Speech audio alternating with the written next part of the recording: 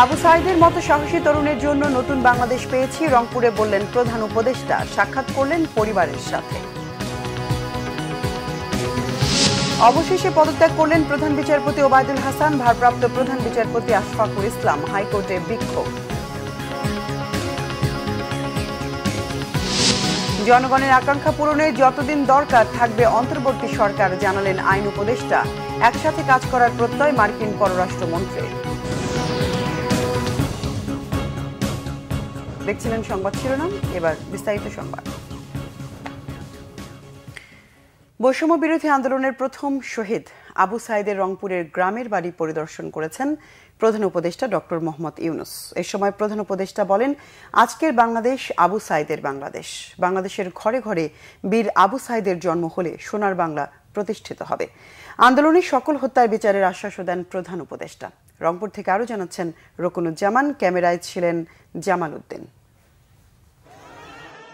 সকাল 11টার দিকে ঢাকা থেকে হেলিকপ্টার যোগে রংপুরের পীরগঞ্জে পৌঁছান অন্তর্বর্তীকালীন সরকারের প্রধান উপদেষ্টা নোবেলজয়ী ডক্টর মোহাম্মদ ইউনূস।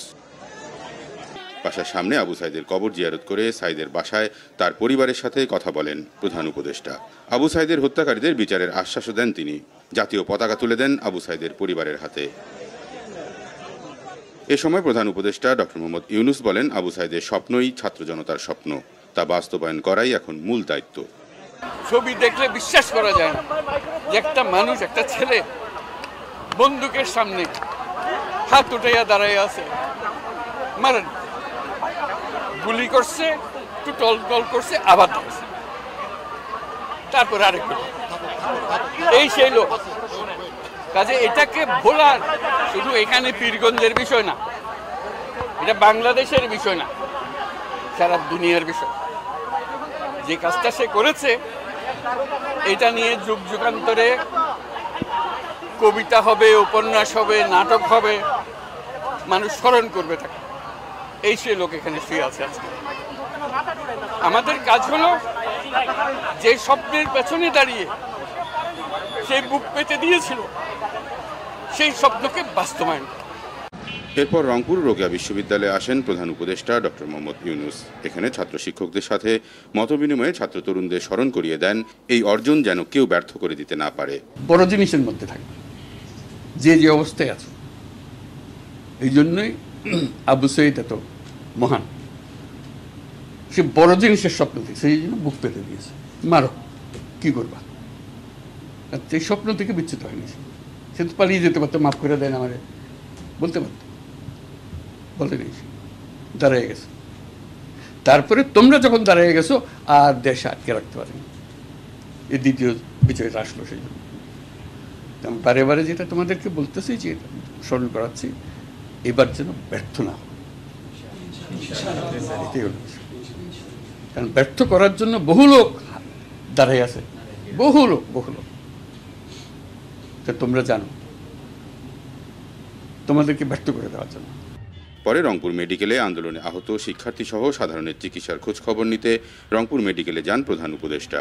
শেষে সার্কিট হাউসে রংপুরের আইন শৃঙ্খলা বাহিনী ও প্রশাসনের ঊর্ধ্বতন কর্মকর্তাদের সাথে বৈঠকের পর বিকেলের দিকে হেলিকপ্টার যোগেই ঢাকায় ফেরেন প্রধান উপদেষ্টা নোবেলজয়ী ডক্টর মোহাম্মদ ইউনূস। রকুনুজ্জামান, বাংলাভিশন, রংপুর। শিক্ষার্থীদের তোপের মুখে অবশেষে পদত্যাগ করলেন প্রধান বিচারপতি ওবায়দুল হাসান। ভারপ্রাপ্ত প্রধান বিচারপতি হচ্ছেন আশফাকুল ইসলাম। এর আগে প্রধান বিচারপতির পদত্যাগের জন্য দুপুর 1টা পর্যন্ত সময় বেঁধে দিয়েছিল বৈষম্য বিরোধী ছাত্র আন্দোলন।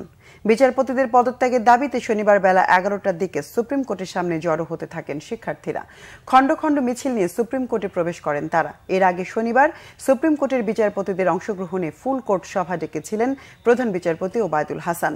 পরে তোপের মুখে সভা স্থগিত করা হয়। এর আগে হাইকোর্ট ঘেরাও কর্মসূচি দেয় বৈষম্য বিরোধী ছাত্র আন্দোলন। সকালে বৈষম্য বিরোধী ছাত্র আন্দোলনের প্ল্যাটফর্ম থেকে এক বার্তায় আহ্বান জানানো হয়। এদিকে আইন উপদেষ্টা ডক্টর আসিফ নজরুল প্রধান বিচারপতির পদত্যাগের বিষয়টি নিশ্চিত করেছেন। প্রধান বিচারপতি কিছুক্ষণ আগে পদত্যাগ করেছেন। ওনার পদত্যাগ পত্র ইতিমধ্যে আইন মন্ত্রণালয়ে এসে পৌঁছেছে। এটা উপযুক্ত প্রসেসিং এর জন্য আমরা কাল বিলম্ব না করে রাষ্ট্রপতির কাছে পাঠিয়ে দিব এবং আমি আশা করব যে এটা খুব দ্রুত কয়েক ঘন্টার মধ্যে এই প্রক্রিয়া সম্পন্ন হবে। আপনাদের জন্য আমি আরও জানাচ্ছি যে আমরা শুধুমাত্র প্রধান বিচারপতির পদত্যাগপত্রই পেয়েছি, অন্যদের ব্যাপারে কোনো আপডেট নাই। আপনারা সবাই শান্ত থাকবেন, দেশের সম্পদ নষ্ট করবেন না। এদিকে জনগণের সংস্কারের আকাঙ্ক্ষা এবং রাজনৈতিক দলগুলোর নির্বাচনের আকাঙ্ক্ষার মধ্যে সমন্বয় করে যতদিন থাকার ততদিন অন্তর্বর্তী সরকার থাকবে জানিয়েছেন আইন বিচার ও সংসদ বিষয়ক উপদেষ্টা ডক্টর আসিফ নজরুল। সকালে সচিবালয়ে সাংবাদিকদের প্রশ্নের জবাবে এই কথা জানান তিনি। এই সরকারের মেয়াদের বিষয়ে জানতে চাইলে উপদেষ্টা বলেন, মেয়াদের ব্যাপারে এখনো কোনো কথা হয়নি। রাজনৈতিক দলগুলোর প্রত্যাশা থাকবে যত তাড়াতাড়ি সম্ভব নির্বাচন। তিনি আরও বলেন, দেশের সাধারণ মানুষের যে সংস্কার আকাঙ্ক্ষা সেখান থেকে প্রত্যাশা থাকবে এই সরকার যেন জরুরি কিছু সংস্কার করে যায়। আসিফ নজরুল বলেন, অতীতে পুলিশ, বিচার বিভাগ, দুর্নীতি দমন কমিশন, পাবলিক বিশ্ববিদ্যালয় সহ বিভিন্ন রাষ্ট্রীয় প্রতিষ্ঠানকে জনগণের নির্যাতনের অস্ত্র হিসেবে ব্যবহারের চেষ্টা করা হয়েছে। এগুলো সংস্কারের আকাঙ্ক্ষা মানুষের আছে। সংস্কারের আকাঙ্ক্ষা ও নতুন নির্বাচনের আকাঙ্ক্ষার মধ্যে সমন্বয় করে যতদিন থাকার দরকার ততদিন এ সরকার থাকবে।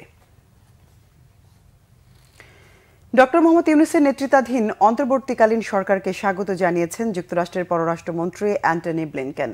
শুক্রবার বাংলাদেশ সময় রাত ৩টার দিকে সামাজিক যোগাযোগ মাধ্যম এক্সে দিয়ে এক পোস্টে ব্লিনকেন ডক্টর মোহাম্মদ ইউনূসের শপথ নেওয়াকে স্বাগত জানান। যুক্তরাষ্ট্র ইউনূসের জনগণকে শান্ত থাকার এবং শান্তির আহ্বানকে সমর্থন করে। বাংলাদেশের জনগণের গণতান্ত্রিক ও সমৃদ্ধ ভবিষ্যৎ নির্মাণে বাংলাদেশের সঙ্গে যুক্তরাষ্ট্র কাজ করতে প্রতিশ্রুতিবদ্ধ বলেও উল্লেখ করেন ব্লিনকেন।